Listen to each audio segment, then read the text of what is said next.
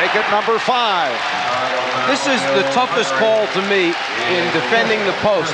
When are you allowed to bump back when the big offensive player is trying to move you back in towards the basket? One guy bumps with his shoulder, the other responds with his chest. One bumps with his shoulder, the other responds with the chest. Tough call. Here they go again. This time Duckworth able to convert off the fake. The Bulls lead 74-64. Those calls are the ones that you have to rely on the judgment and experience of the official. Kersey with the steal, and Mike Mathis with a tripping call. It's on Cartwright, so he's fouled out.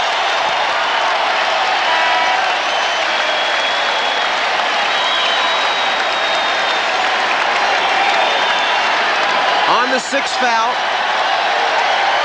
the coaching staff has time to make a decision as to who they would like to put in the basketball game. Phil Jackson trying to decide which would be the best matchup for him at this time of the game, and also planning the minutes. The trip taking place there as Cartwright sticks out the right foot after Kersey steals it and starts to take off on the fast break. And this is the first time all season that Cartwright has fouled out. Departs with 6 points, 7 rebounds. Stacey King, who played briefly in the first half, has come on, replacing Cartwright. Duckworth, rebounded by Jordan. They immediately went back to Duckworth against Williams on that matchup, and he had him down low, close to the basket. He just could not convert that time. King surprised by the pass, but it's deflected out by Portland. For Chicago, you have a tough unit on the floor as far as point productivity and cohesiveness. You got Hansen, who is now on his way out, with Pippen coming back in. And I think Phil Jackson saw the same thing. Too many parts that normally aren't in there at critical times together, having to perform. King, Hansen, BJ, Williams, too much pressure, so he goes back with his other 2 main guys. Stacey King going to the bucket. It will be Trailblazer possession. The move doesn't matter. It's finishing that counts. You've got to have people on the floor that finish the plays and put the ball in the basket.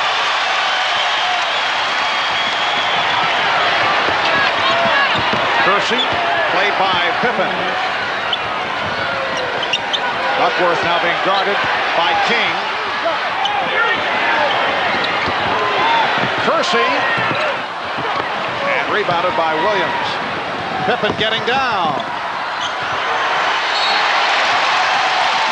So the ball goes back to Portland. I mentioned earlier it was a very low-scoring third quarter. Well, it's a NBA final record.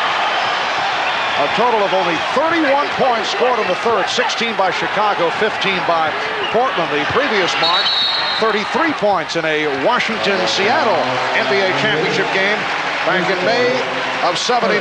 Foul committed by Scott Williams. That is his 4th. What we could see develop here is the fact that Portland has made the decision they're going to continue to go down low to Duckworth. To compensate for that, they're hoping that Chicago will have to double team back down low to get the ball out of Duckworth's hands. Well, when that takes place, now you'll see Porter and Drexler get back behind the 3-point line and start knocking down the 3-pointers if they're wide open. Horace Grant has come back, replacing Scott Williams. 7:20 to go in this 4th quarter. Here's Duckworth, blocked by Grant. Horace Grant had 5 blocked shots in game 2 on Friday. That's his 2nd tonight. This is the exact same rotation that Grant just did not quite get to at the end of game 2 when Duckworth knocked out that jumper to tie it in regulation time. This time he anticipated a little bit better, was a little bit closer, was able to get there. Now Kersey operating against Grant, goes right at him, and will go to the line. Best way to go against shot blockers is take the ball and take it in their face. Don't leave that space or distance so that they can elevate and block it. Take it right up into their nose, close down the amount of distance between the 2 bodies, hope to draw the contact. 4 fouls apiece on Grant, Pippen, and Scott Williams. Bill Cartwright has already fouled out. Foul rundown for the Blazers. Duckworth is playing with 4. 3 apiece on Kersey, Buck Williams, Drexler, and Robinson.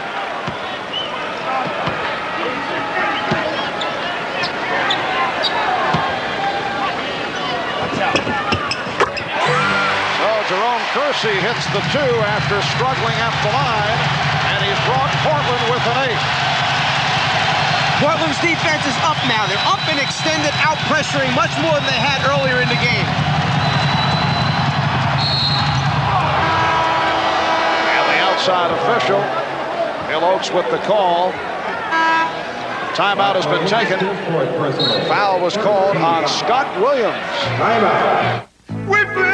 Marv Albert with the czar of the telestrator, Mike Fratello, Ahmad Rashad.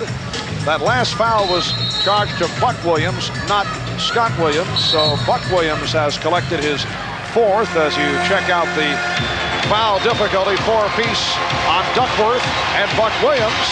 Bill Cartwright has fouled out at 4 on Pippen, 4 on Grant, and 4 on Scott Williams. And a lot of pressure has been placed on Stacey King. They're using him right now to use up time on the clock, to take fouls when necessary, to fight off the assault by Duckworth down low against the basket, because what Phil Jackson wants to do is finish up the game with the front line of Williams, Grant, and Pippen. He's got to buy time to get to that point where he can ride those guys out. B.J. Armstrong, an 81% free throw shooter, making his first appearance at the line in this series. That was a very big drive by B.J. Armstrong with the score down to 8, the crowd in it. Rather than take a jumper, he took it to the basket, tried to stop the momentum by picking up points at the foul line. And the Bulls are only 11 for 21 at the free throw line. That has hurt. Blazers battling back. They're down by only 8. 6:40 remaining in the 4th quarter. Chicago is led by as many as 15. Here's Drexler with a bad shot. And King gets to it. Armstrong. He had Jordan in front of him, took his eye off the ball and turned it over. That's exactly what happened, because Michael Jordan was streaking down the right side, and B.J., anticipating the fact that he could lay it off to him on the bounce pass, took his eye off it. The quick outlet pass right about here is where he knows Michael's coming. There's where he lifts it because he wanted to pass. And now Phil Jackson sends John Paxson right to the table. Clyde Drexler has missed his last 5 shots. Got off quickly. Overall, he's 8 for 16. And Stacey King gets to the rebound.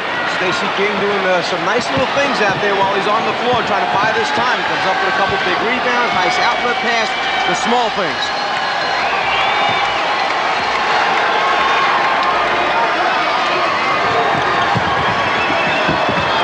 Here's Jordan. Oh. Michael's shot has been off.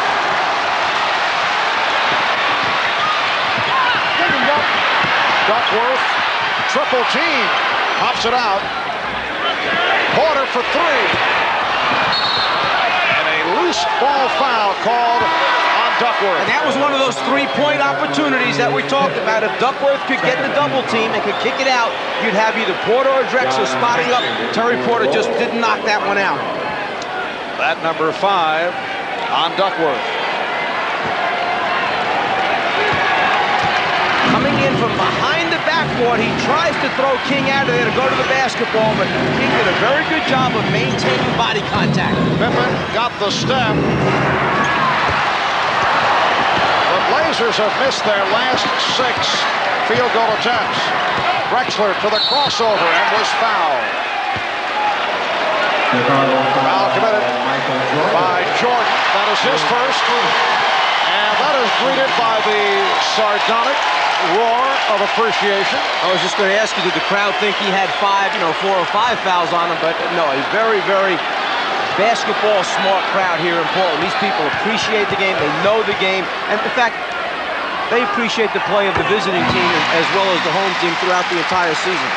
I would say they are the most compassionate crowd because in the introduction of the lineups, they applaud the visitors. Very kind.